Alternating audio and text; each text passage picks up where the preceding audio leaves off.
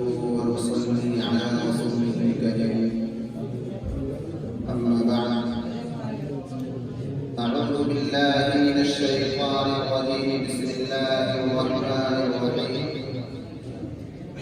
سبحان الذي أسرى بعبده ليلا من المسجد الحرام إلى المسجد الأقصى الذي باركنا حوله لنريه من آياتنا صدق الله العظيم.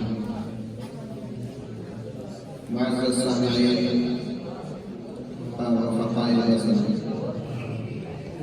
قبلہ اول کا تحفظ عالم اسلام اور خاص کر عرب دنیا کا ایک اہم مسئلہ ہے. یہ کوئی سیاسی مسئلہ ہے نہ قومی مسئلہ، بلکہ یہ سراسر اسلام اور حق سے وفاداری کا مسئلہ ہے. کوئی جنوبی ایشیا میں ہو یا شمالی یورپ میں، بحر چین کے مشرق میں بستا ہو یا اوقیانوس کے مغرب میں، اس کی زبان عربی ہو یا عبری، کسی چیز میں کوئی تفصیل نہیں.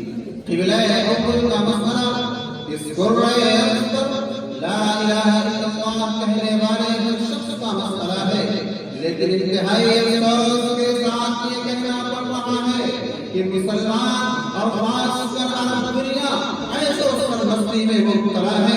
نہ قبلہ اول کے تحفظ کی کوئی فکر ہے، نہ مظلوم فلسطینیوں کے انتقام کا کوئی جذبہ، اور نہ ہی روتی چلاتی ماں اور بہنوں، بلبلاتے معصوم بچوں اور سسکتے کراہتے نوجوان زخمیوں کا کوئی احساس. واقعے میں آج کمر کرمجوشی سے منایا جاتا ہے.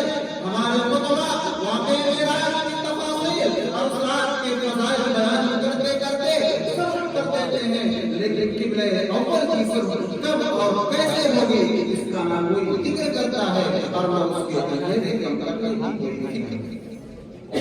ملت اسلامیہ کے بیٹیوں فرزندوں، قبلہ اول کا تحفظ کیوں ضروری ہے؟ اس لیے کہ قبلہ اول جس مقام پر واقع ہے وہ فلسطین ہے، اور فلسطین کو قرآن نے اپنے مبارک سے تعبیر کیا ہے. چنانچہ واقعے میں راج کو بیان کرتے ہوئے قرآن کہتا ہے سبحان الذی اسری بعبدہ لیلا من المسجد الحرام الی المسجد الاقصی الذی بارکنا حوله لنریہ من آیاتنا. حضرت ابراہیم اور حضرت موسی علیہ السلام کی ہجرت کا تذکرہ کرتے ہوئے قرآن کہتا ہے وَنَجَّيْنَاهُ وَلُوطًا إِلَى الْأَرْضِ الَّتِي بَارَكْنَا فِيهَا لِلْعَالَمِينَ. فلسطین کو اپنے مقدس سے تعبیر کرتے ہوئے قرآن کہتا ہے یا قوم اذکروا الأرض المقدسة التي كتب الله لكم. اس کے علاوہ پیغمبر خدا صلی اللہ علیہ وسلم ارض مقدس کو سرزمین محشر و منشر قرار دیتے ہوئے ارشاد فرماتے ہیں الشام ارض المحشر والمنشر.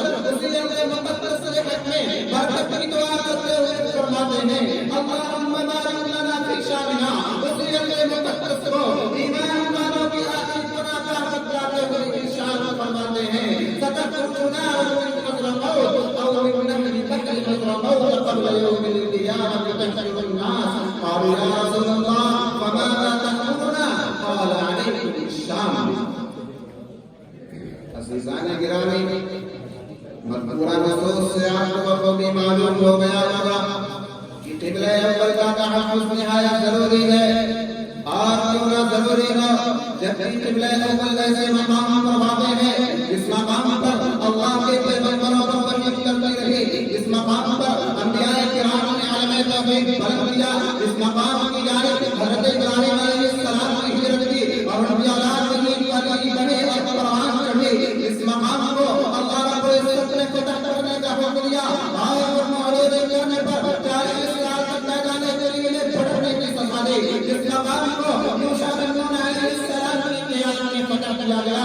اس مقام پر مدارک انبیاء کرام نے بادشاہت کی اور اس مقام پر آپ صلی اللہ علیہ وسلم کو اسرا نصیب ہوئی اور جہاں سے آپ کو عرش کے لیے لے جایا گیا. ملت اسلامیہ کے جیالوں، آخر قبلہ اول کا تحفظ کیسے ممکن ہے؟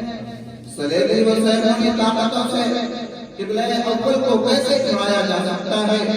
یہ ایک پیچیدہ سوال ہے جسے حل کرنے کے لیے گزشتہ 50 سالوں سے فلسطینی مسلمان اپنی جانوں کی سوغات پیش کر رہے ہیں، لیکن اول کے تحفظ کی کوئی بھی صورت نظر نہیں آ رہی ہے۔ اس لیے سارے عالم کے مسلمانوں کو یہ بات اچھی طرح ذہن نشی کر لینی چاہیے کہ اب سیاسی اور سماجی نقطۂ نظر سے قبلہ اول کا مسئلہ حل ہونے والا نہیں ہے۔ یہود سے اتحاد کی بات کرنے سے قبلہ اول کا تحفظ نہیں ہو سکتا، کیونکہ خدائے پاک نے فرما دیا وَلَن تَرْضَىٰ عَنكَ الْيَهُودُ وَلَا النَّصَارَىٰ حَتَّىٰ تَتَّبِعَ مِلَّتَهُمْ۔ بلکہ اگر قبلہ اول کا تحفظ ممکن ہے تو کتاب و سنت کی روشنی میں، اس لیے اے مسلمانوں آؤ ہم قرآن سے سوال کرتے ہیں کہ قرآن کی قبلہ اول کا تحفظ کیسے ممکن ہے؟ تو قرآن توحید و ایمان و عمل کی پختگی کی دعوت دیتے ہوئے کہتا ہے لا تہنوا ولا تحزنوا وانتم الاعلون ان کنتم مؤمنین۔ کبھی تو آپ سے اتحاد و اتفاق کی تلقین کرتے ہوئے کہتا ہے ولا تنازعوا فتفشلوا وتذهب ريحكم۔ کبھی تو بات کی اس بات کی تیاری کا حکم دیتے ہوئے کہتا ہے وَأَعِدُّوا لَهُم مَّا اسْتَطَعْتُم مِّن قُوَّةٍ وَمِن رِّبَاطِ الْخَيْلِ